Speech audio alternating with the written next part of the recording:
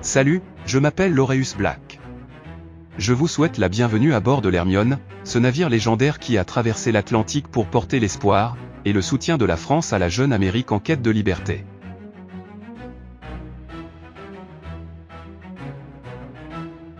Aujourd'hui, embarquons ensemble pour un voyage à travers le temps et découvrons l'incroyable histoire de l'Hermione, cette frégate française du XVIIIe siècle.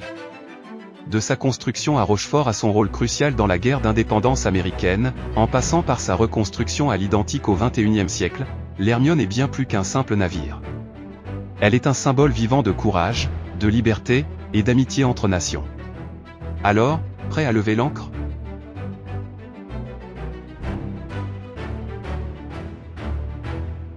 À la fin du XVIIIe siècle, le monde est en pleine ébullition.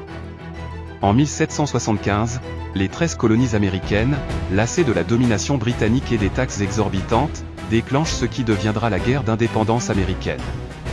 Cette lutte pour la liberté attire rapidement l'attention des puissances européennes, notamment la France, qui voit dans cette rébellion une opportunité de fragiliser son vieil ennemi, l'Angleterre.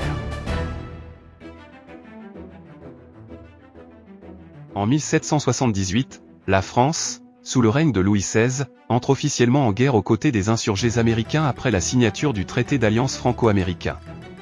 Cette alliance n'est pas seulement militaire, mais aussi diplomatique et économique, apportant un soutien crucial en termes de troupes, de financement et d'équipement.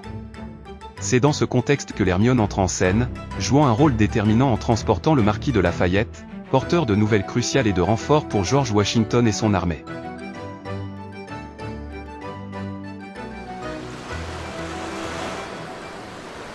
La flotte française du XVIIIe siècle est l'une des plus puissantes d'Europe, rivalisant directement avec la Royal Navy britannique. À cette époque, la marine royale française comprend une variété de navires, allant des puissants vaisseaux de ligne aux frégates plus légères et plus rapides. Les frégates, comme l'Hermione, occupent une place centrale dans la stratégie navale française. Elles sont conçues pour être rapides et manœuvrables, idéales pour des missions de reconnaissance, d'escorte, et de transport de troupes ou de messages. L'Hermione, une frégate de 12 portant 26 canons, est emblématique de cette classe de navire. Construite à Rochefort en 1778, elle est un concentré de l'ingénierie navale de l'époque. Sa vitesse et sa maniabilité en font un atout essentiel pour les missions à long rayon d'action, comme celles nécessaires pour soutenir les forces américaines de l'autre côté de l'Atlantique. Ces frégates sont souvent en première ligne, jouant un rôle crucial dans la stratégie d'attaque rapide et de soutien logistique, rendant possible le transport rapide de troupes et de ressources, ainsi que la protection des convois contre les attaques ennemies.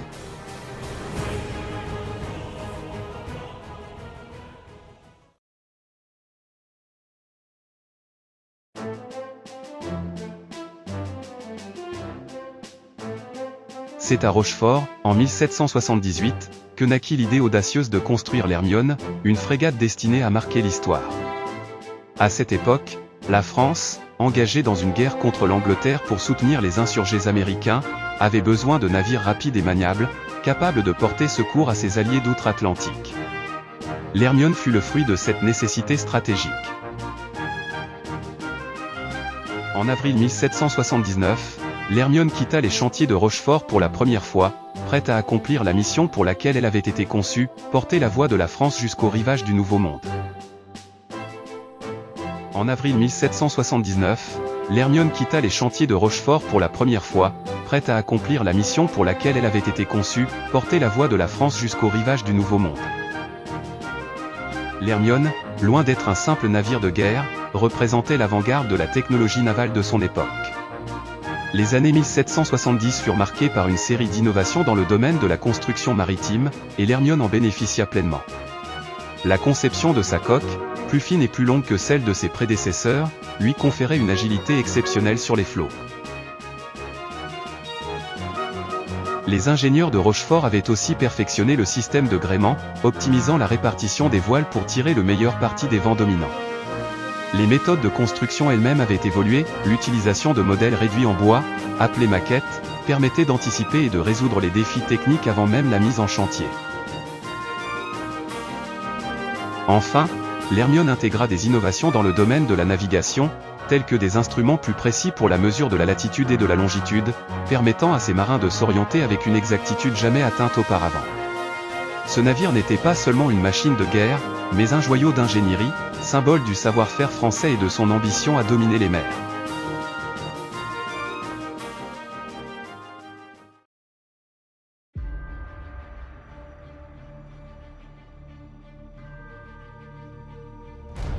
Dans le tourbillon des événements qui ont forgé l'indépendance des États-Unis, un jeune aristocrate français se distingue par son audace et son engagement, le marquis de Lafayette. À seulement 20 ans, Lafayette, animé par un ardent désir de liberté et de justice, se joint à la cause des insurgés américains, voyant en leur lutte une noble quête pour l'émancipation.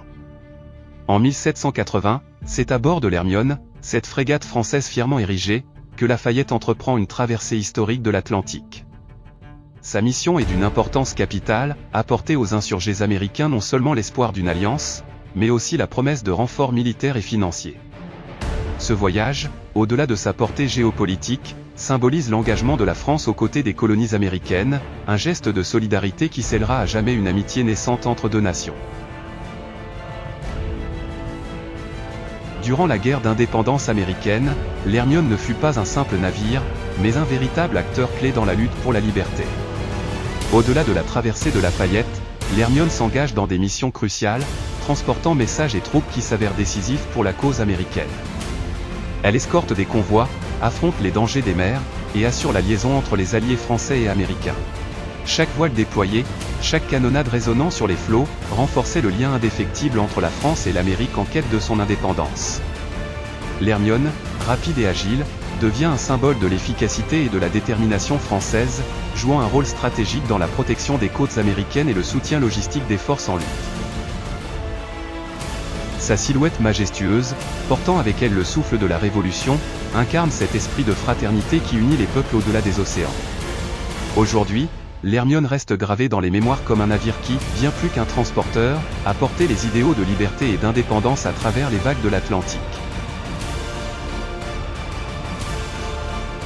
Chaque traversée de ce navire légendaire rappelle que dans les moments décisifs de l'histoire, des alliances courageuses peuvent changer le destin des nations.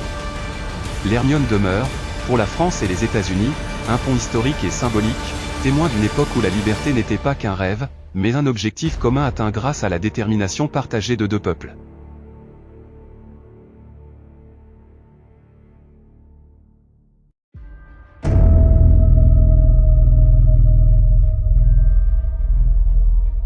Après avoir joué un rôle déterminant dans la guerre d'indépendance américaine, l'Hermione continua de servir la marine royale française avec honneur et efficacité.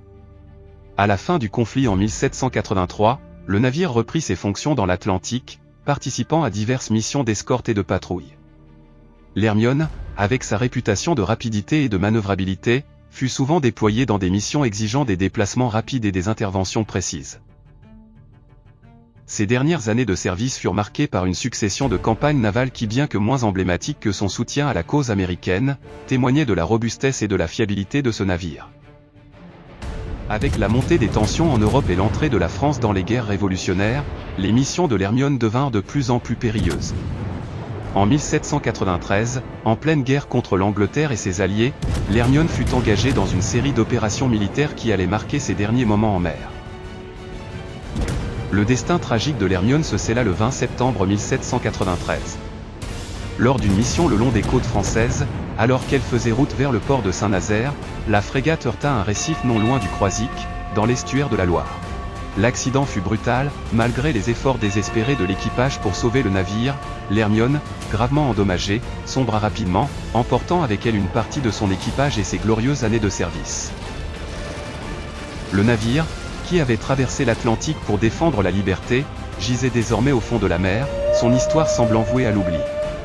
Pendant près de 2 siècles, l'épave de l'Hermione demeura enfouie sous les eaux, jusqu'à ce qu'une équipe de plongeurs passionnés ne la redécouvre en 1984. Cette découverte fut un événement majeur pour les historiens et les passionnés de marine, car elle ravivait la mémoire de ce navire légendaire. Les vestiges de l'Hermione, bien que partiellement endommagés par le temps et les éléments, offraient un témoignage émouvant de son passé glorieux. Cette redécouverte permit non seulement de mieux comprendre les circonstances de son naufrage, mais aussi d'inspirer la formidable aventure de sa reconstruction qui allait débuter une décennie plus tard à Rochefort. L'Hermione, bien que disparue physiquement depuis des siècles, continuait ainsi de vivre dans la mémoire collective, symbolisant l'alliance franco-américaine et le courage de ceux qui avaient navigué à son bord.